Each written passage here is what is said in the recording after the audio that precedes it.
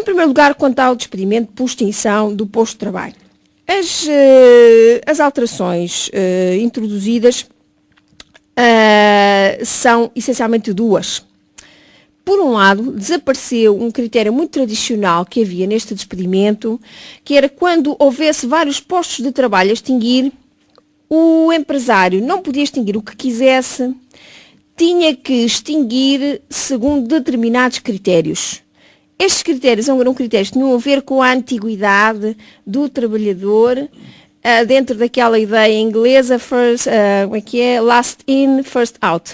Não é? Portanto, primeiro o trabalhador menos antigo no posto de trabalho, depois o trabalhador menos antigo na categoria, depois o trabalhador menos antigo na empresa, enfim, por aí. Portanto, este era o critério. E este critério é tradicionalmente justificado com um argumento que uma boa parte da doutrina desenvolve, que é assim se evita que através desta figura o empregador direcione um despedimento supostamente com razões objetivas para atingir o trabalhador X ou Y. Portanto, isto é um critério objetivo, a antiguidade não é manipulável pelo empregador. Esta é a justificação normalmente apresentada. Ora bem, este critério desapareceu, dando lugar a um requisito que a lei enuncia pela expressão o empregador deve extinguir segundo critérios, estou a citar, critérios relevantes e não discriminatórios face aos objetivos subjacentes à extinção do posto de trabalho. Perceberam?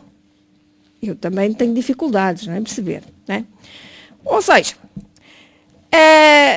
deixou de haver um critério de antiguidade, passa a haver um critério que tem que ser não discriminatório e tem que ser relevante face aos objetivos subjacentes à extinção do posto de trabalho. Portanto, sendo extinto um posto de trabalho, o contrato, e havendo uma pluralidade de postos de trabalho de conteúdo funcional idêntico, o empregador pode despedir aquela pessoa que na sua visão seja mais adequado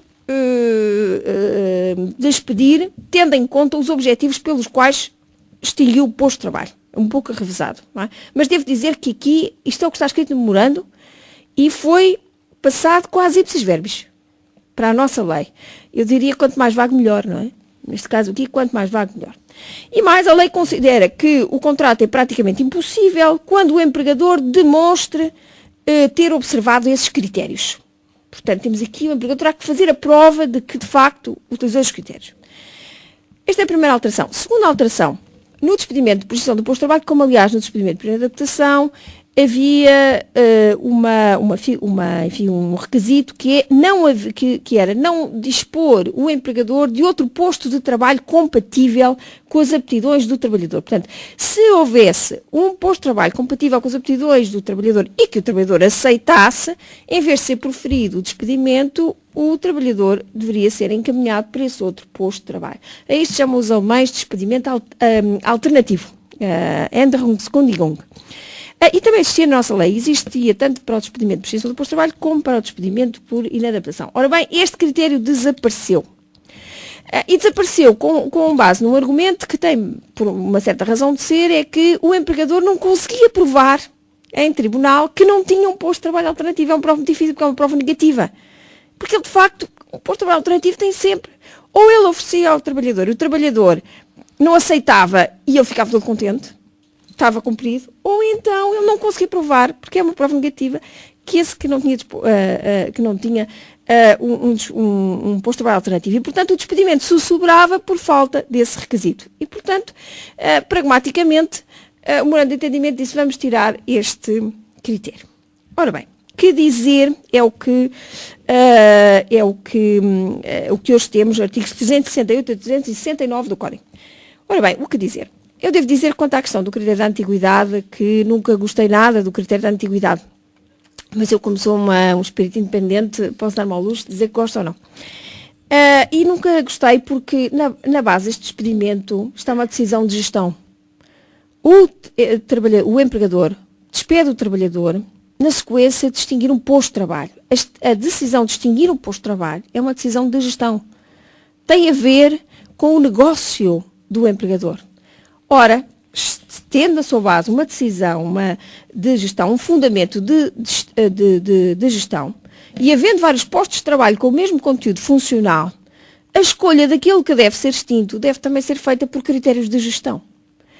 E então, não deve ser imposto ao empregador, no meu entender, enfim, na minha modesta opinião, não deve ser imposto ao empregador que, tendo um trabalhador que é mais produtivo do que outro, por ser mais novo, por exemplo, ele não pudesse preservar o posto de trabalho dele, tendo antes que preservar o de um trabalhador que era, por exemplo, mais antigo na empresa. Não, quando eu digo mais novo, não é a idade, é mais novo na empresa ou no posto de trabalho, mas que por acaso era menos produtivo. Portanto, eu acho que, efetivamente, o critério de gestão é aquilo que tem mais a ver com este tipo de despedimento. Contudo, a lei não se referiu a critério de gestão, referiu-se a critérios relevantes, o que pode ser tudo. Portanto, é preciso aqui uma tarefa, e essa tarefa cabe aos senhores advogados nas fundamentações e aos senhores juízes na interpretação das normas. É preciso haver aqui uma tarefa de objetivação desta designação, critérios relevantes. Eu penso que a extinção do posto de trabalho tem que ser justificada pelos motivos estruturais, conjunturais ou de mercado que a lei diz que estão na sua base. Isso é que é objetivar. E, por outro lado, é muito importante a referência a que estes critérios não podem ser discriminatórios, mas por outra razão, para fazer um controle da decisão de gestão. E como é que nós sabemos se os critérios são discriminatórios ou não? Pois nós temos nesta matéria hoje, felizmente, uma norma muito completa no Código de Trabalho, que é o artigo 24, sobre o que é que são fatores discriminatórios. É chamar à colação esta norma e dizer o despedimento é válido se for por critérios de gestão, quais são eles de estruturais, de mercado ou tecnológicos, os que estão lá na lei, desde que não sejam discriminatórios. Discriminatórios em razão da idade, em razão do sexo, em razão da etnia, em razão de todos os fatores que lá estão, da condição social, etc, etc. Portanto, só assim é que nós podemos objetivar. Naturalmente, tudo depende de como é que esta norma vai ser interpretada, sobretudo pelos tribunais. Já quanto à supressão do despedimento alternativo, eu pessoalmente acho que é um erro.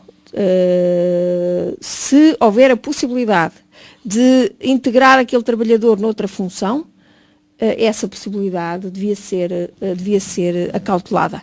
É uma questão, seria mais fácil ter alterado a prova, ter alterado o ónus da prova, mas não suprimir a regra. Aliás, é muito engraçado que países que têm sistemas mais liberais de despedimento do que é o caso português, estou a pensar na Alemanha, têm sempre esta hipótese como obrigatória e, portanto, vêm ditar-nos regras que eles próprios não têm. Portanto, isto era o que tinha a dizer em relação ao despedimento por extinção do posto de trabalho. Quanto ao despedimento por inadaptação, o despedimento por inadaptação é outra grande área aqui de intervenção, de alteração dos fundamentos do despedimento, e houve aqui três alterações. A primeira, mais significativa, é que a figura do despedimento por inadaptação foi alargada agora a duas situações. Primeira situação, a inadaptação do trabalhador que é causada por uma alteração do posto de trabalho, alteração tecnológica, chamada despedimento tecnológico, esta era a única situação de inadaptação que havia, e agora uma outra, que é a possibilidade de despedir o trabalhador por inadaptação sem que tenha havido uma prévia modificação do posto de trabalho por efeito tecnológico ou outro. Apenas porque o trabalhador modificou de forma substancial e, diz a lei, tendencialmente definitiva, o modo de prestar o seu trabalho. Ou seja, a inadaptação não se fica a dever, não tem uma causa externa, objetiva. Por exemplo, a modificação do posto de trabalho. Vamos supor, um caso que hoje é académico, porque isso já nunca acontece, o trabalhador cujo serviço é informatizado, já não acontece dos serviços são informatizados, mas vamos supor que não é, para efeitos aqui do nosso raciocínio.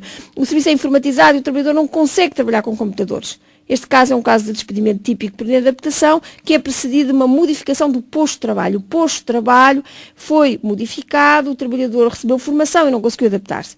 Para além deste caso, que é o clássico, há o outro, o trabalhador que, por uma razão qualquer, a partir de certa altura, passa a ser profundamente improdutivo, não consegue desempenhar a sua prestação, há modificações substanciais e tendencialmente definitivas.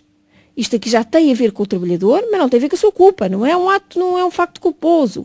É uma inadaptação do próprio trabalhador, independente de qualquer modificação objetiva no seu posto de trabalho. Obviamente, esta é a grande alteração. Esta é a grande alteração. Além disso, foram introduzidas também duas outras alterações. Foi eliminado também aqui o despedimento alternativo. Também existia como condição, foi eliminado, tal como na extinção do posto de trabalho, e foi estabelecida uma norma em termos prescricionais que a decisão deste despedimento tem que ser preferida no prazo de 30 dias, que é uma norma, um prazo perentório enfim, mas isto é uma questão mais processual.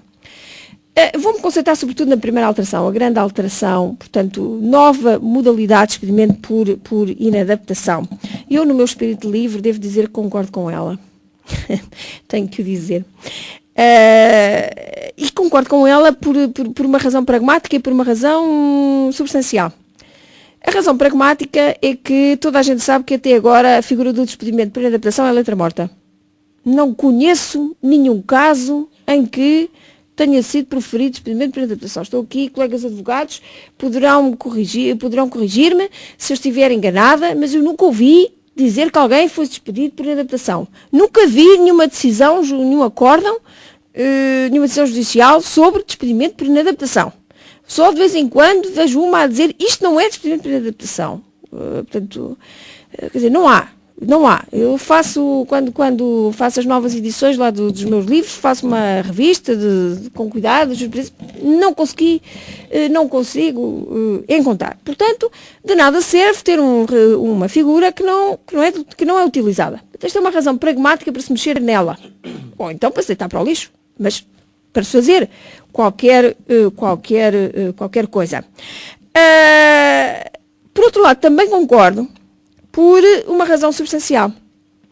É que, na verdade, esta nova forma de promover o despedimento tem a sua margem de existência, tem a sua razão de ser. Porque o que nós tínhamos até agora é o seguinte: quando um trabalhador fica totalmente improdutivo, das duas uma, ou essa improdutividade é culposa, e neste caso ele é improdutivo porque ele é preguiçoso e isso é culposo, e isso é negligente. Pode ser culposo de uma forma de negligência. Ele prefere ir para a praia, enfim, ele não gosta de trabalhar. Nesse caso, há negligência. E neste caso, este trabalhador pode ser objeto de um processo disciplinar para despedimento. A redução da normal produtividade é uma das causas para despedimento disciplinar, artigo 351, número 2 do Código. Primeira situação. Ou então, no caso, o trabalhador, a improdutividade é de tal ordem que se cifra numa impossibilidade de prestar o trabalho. Impossibilidade total. Exemplo clássico, de mudar de escola, o trabalhador é telefonista e fica surdo. Por qualquer razão. Impossibilidade total de vida ao trabalhador. Não me preocupa. Ora, entre uma coisa e outra, outras coisas acontecem. E são duas situações de extremo e outras coisas acontecem. Justamente o despedimento por inadaptação nesta segunda e nova modalidade vem preencher um espaço correspondente a situações de perda significativa, duradoura, tendencialmente permanente, diz a lei, e substancial de produtividade do trabalhador, que todavia não é devido à culpa, portanto, o trabalhador não pode ser objeto de um processo disciplinar, e muito bem, e também não redunda em impossibilidade porque não é um caso de surdez do telefonista, não é? Portanto, não é absolutamente impossível. Portanto, também não pode fazer cessar o contrato por caducidade decorrente de impossibilidade. Portanto, e há aqui uma margem, todavia, nestes casos, é inexigível ao empregador a continuação do vínculo, em muitos casos. Esta será sempre uma figura pouco utilizada, penso eu, mas, apesar de tudo, tem, de facto, o seu lugar. Por outro lado, esta figura é rodeada de muitas cautelas processuais ainda. E essas cautelas processuais asseguram que, do meu ponto de vista, ou podem assegurar, do meu ponto de vista, ela não seja utilizada em abuso de direito pelo empregador. Vamos ver, todavia, primeiro, como é que se ela vai ser utilizada ou não. Tenho colegas que dizem, isto vai ficar tudo na mesma. É possível, porque as cautelas, o processo não foi aligerado, neste caso não foi aligerado. Pelo contrário, até foi reforçado. E como é que os tribunais, se lá chegarem a ações, finalmente vão também interpretar esta matéria. Mas aqui penso que há, enfim, alguma margem para evolução. Por fim, vou dizer alguma coisa sobre direito coletivo e portarias de extensão, porque é, digamos assim, agora o tema do momento. Não me estou já a referir à Lei 23 de 2012 aqui, mas sim à Resolução do Conselho de Ministros 90 de 2012, que foi publicada em outubro de 2012. A ideia aqui é restringir o recurso às portarias de extensão. Vocês recordam as portarias de extensão, portanto, são aqueles regulamentos administrativos que estendem a eficácia das convenções coletivas para além da esfera dos filiados nos sindicatos ou nas associações e nas associações patronais outorgantes. Em Portugal, as portarias de extensão sempre foram um instrumento muito disseminado. Aliás, sai uma convenção coletiva, logo a seguir sai uma portaria de extensão, portanto, foi sempre assim, sendo que elas têm desempenhado a função de suprir o número baixo de filiações sindicais.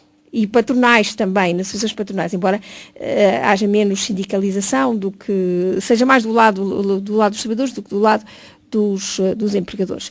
Os números não mentem, embora às vezes sejam enganadores, mas eu sou jurista, posso dizer isto. A nossa taxa de sindicalização não chega aos 30%.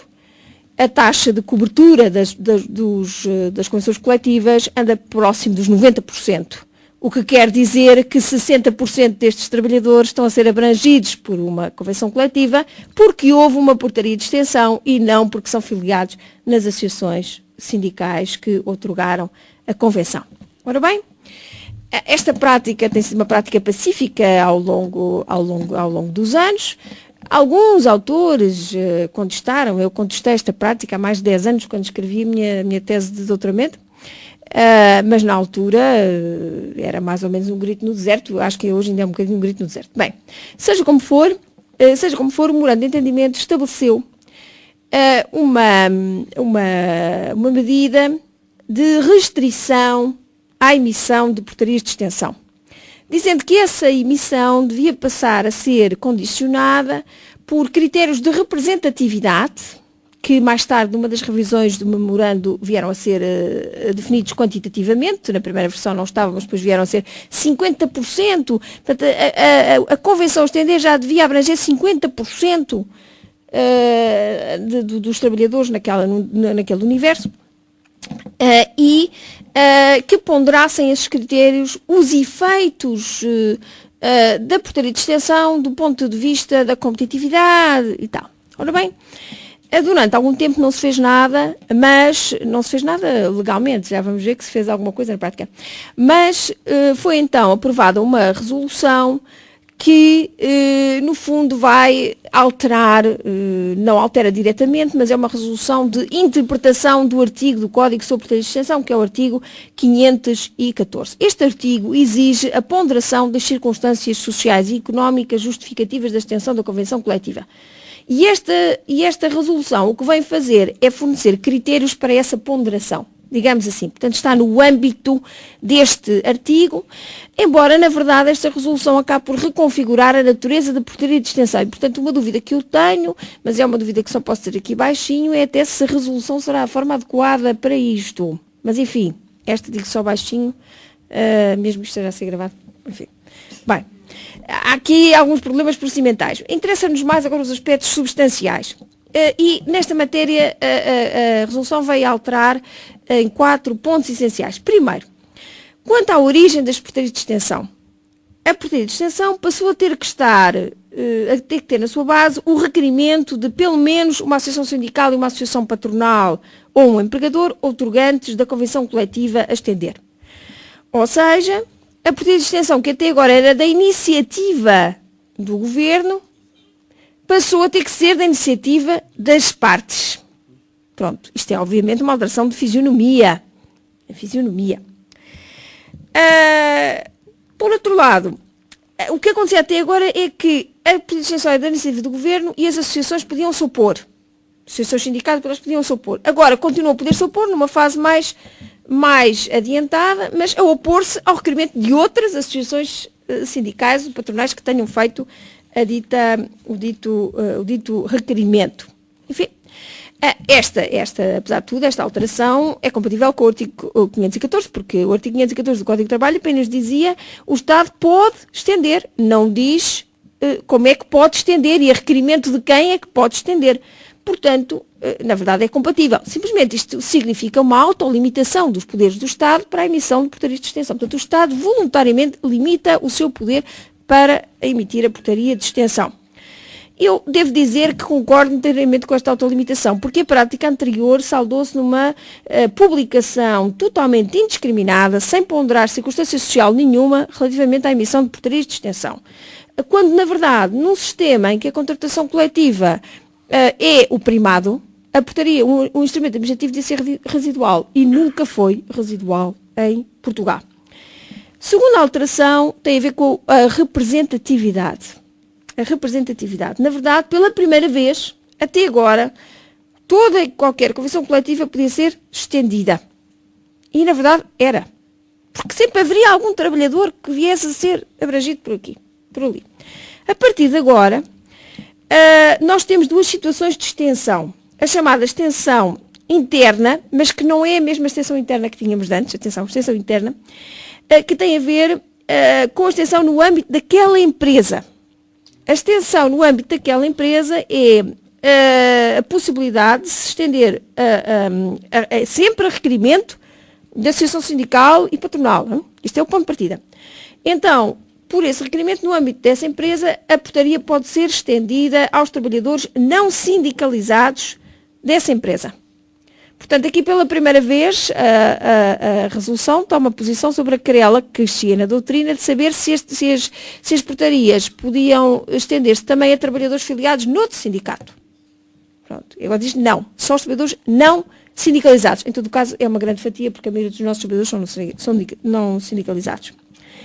Segundo tipo de extensão, que se pode chamar externa, não sei bem como chamar, a extensão de contratos coletivos de trabalho no âmbito profissional, geográfico ou de setor de atividade. Portanto, não é numa empresa, é no mesmo âmbito ou setor profissional ou de atividade. Em primeiro lugar, a lei exige que o setor a abranger seja indicado no requerimento de extensão.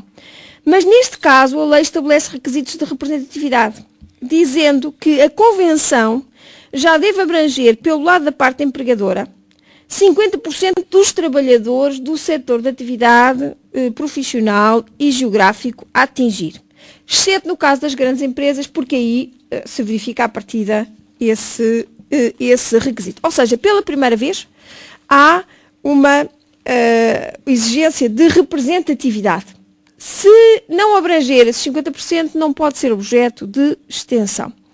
Por fim, quanto à verificação dos requisitos de necessidade social e eventual oposição à extensão, parece, a resolução não refere nada disto, portanto quer dizer que ainda assim, penso eu, o Ministério do Emprego tem que avaliar os requisitos, ou seja, mediante um requerimento, pode ainda assim dizer não há necessidade social, e aqui a forma como diz depende daquilo que entenda, os critérios que entenda, e por outro lado pode haver oposição nesta fase, ou seja, podem outras associações sindicais ou patronais vir contraditar o requerimento de extensão. Por fim, a eficácia retroativa da extensão das cláusulas pecuniárias das convenções coletivas só retroage ao primeiro dia do mês da portaria da publicação da portaria de extensão no Diário da República. Isto vem resolver um problema muito difícil, que era as extensões com efeito de eficácia retroativa